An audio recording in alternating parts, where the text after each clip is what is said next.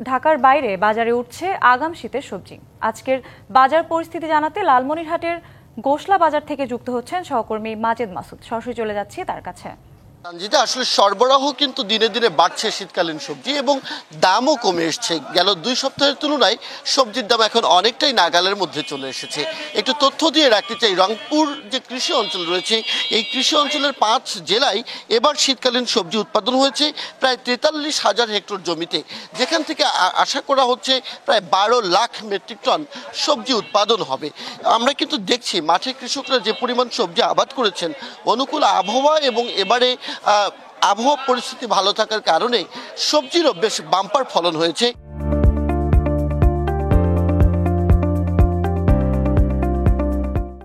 এরই মধ্যে বাজারে শিম, বাঁধাকপি, ফুলকপি, বেগুন, মূলা থেকে শুরু করে সব ধরনের সবজি আসতে শুরু করেছে। কেবলমাত্র নতুন আলুটি এখন পর্যন্ত বাজারে আসেনি, যেটি নভেম্বরের শেষ নাগাদ বাজারে উঠবে বলে আশা করা হচ্ছে।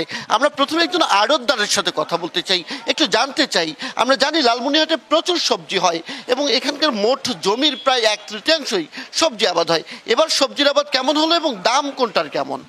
সবচেয়ে বড় কথা হচ্ছে এখানে না এবার কোনো দুর্যোগ হয় না, প্রাকৃতিক দুর্যোগ ছাড়াই আবারটা খুব সুসম্পন্নভাবে সম্পন্ন হয়েছে আর কি।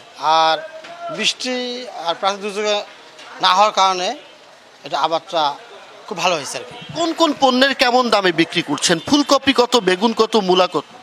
ফুলকপি হচ্ছে 60 টাকা কেজি, বেগুন 30 টাকা কেজি, লাউ একটা 2 কেজি ওজনে 30 টাকা, আর শাকগুলো 20-25 টাকা কেজি ধরে। এই টমেটো কততে বিক্রি হচ্ছে? টমেটো এটা তো স্থানীয় ওঠে না, এটা স্টোরেজ 90 টাকা 100 টাকা কেজি। অনেক ধন্যবাদ। আসলে আমরা যার সাথে কথা বললাম এই দামটি হচ্ছে আড়তদারদের দাম, অর্থাৎ কৃষকরা যে দামে আড়তদারদের কাছে বিক্রি করেন সেই পাইকারি বাজারের দাম এটি। আমরা খুচরা বাজারে একটু কথা বলতে চাই, খুচরা বাজারে যারা দোকানদার রয়েছে তাদের কাছে জানতে চাই। ফুলকপি কত, বাঁধাকপি কততে বিক্রি হয়? ফুলকপি বিক্রি হতেছে 80 টাকা কেজি, বাঁধাকপি 80 টাকা কেজি।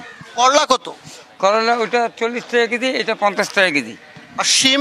সিম বিক্রি হতেছে 80 টাকা কেজি। এবারে আসলে দাম কেমন? এবার একটু গেরস্ত তুলনামূলক আগে 1 সপ্তাহ আগে দাম যেটা কমেছিল তার অর্ধেক হয়ে গেছে।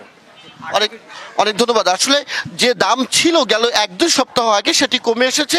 আমরা একটু ক্রেতা যারা রয়েছেন ক্রেতাদের কাছে জানি, একটু জানতে চাই। এটি তো আসলে কৃষি অঞ্চল, ব্যাপক শাকসবজি উৎপাদন হয়। বাজারে যে দাম দেখছেন সেটি বেশি মনে হচ্ছে নাকি কম মনে হচ্ছে? হ্যাঁ, বেশি মনে হচ্ছে। সেই হিসাবে কৃষক যে আবাদ করছে ভরপুর আবাদ, কিন্তু সেই হিসাবে বাজারে একটু দ্রব্যমূল্য বেশি মনে হচ্ছে। গত বছরের তুলনায় এবার দাম কি বেশি? অবশ্যই বেশি।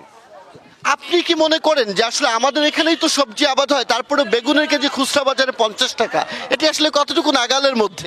এটাও দাম বেশি মনে হচ্ছে, এটাও আমাদের কাছে বেশি মনে হয়। কেন দাম বেশি মনে হয়? আবাদ তো ঠিকই হচ্ছে, কিন্তু গৃহস্থ এখানে এখন দাম কেন বেশি হচ্ছে তা তো বলতে পারবো না।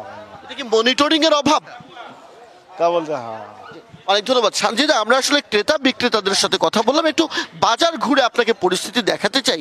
আপনি দেখবেন যে শীতকালীন যে সবজিগুলো বাজারে এসেছে, আসার বিষয় হলো যে এই এলাকার সবজিগুলো একেবারে সতেজ, যেমন পাশাপাশি ফরমালিন মুক্ত। ফলে লালমনিরহাটের মানুষজন এই গোশালা বাজারেই তারা আসেন। একদিকে পাইকারি দামে এখানে আসলে জিনিসপত্র কিনতে পারা যায়, অন্যদিকে সবজিগুলো সতেজ থাকে এবং পাশাপাশি দামও নাগালের মধ্যে থাকে। তবে যে বিষয়টি আমরা দেখছি সেটি হচ্ছে লালমনিরহাটের বাজারে আমরা যদি এখানে বেগুন যেখানে পাইকারি বাজারে 30 টাকা কেজিতে বিক্রি হচ্ছে, 10 হাত দূরে সেটি 50 টাকা হয়ে যাচ্ছে। ফুলকপি যেখানে 80 টাকা বা 60 টাকায় বিক্রি হচ্ছে সেটি 120 টাকা কেজি দরে কিনতে হচ্ছে। এই যে তারতম্য এবং মনিটরিংয়ের অভাব, এই অভাবের কারণে কৃষক একদিকে মূল্যবঞ্চিত হচ্ছে, ক্রেতারা দুর্ভোগে পড়তেছেন, তাদেরকে আবার বেশি দামে কিনতে হচ্ছে। একইভাবে মাত্র কয়েক কিলোমিটার ঘুরে রংপুরে গিয়ে সেই পণ্যের দাম দ্বিগুণ হয়ে যাচ্ছে। রাজধানী শহরের কথা নাই বা বললাম।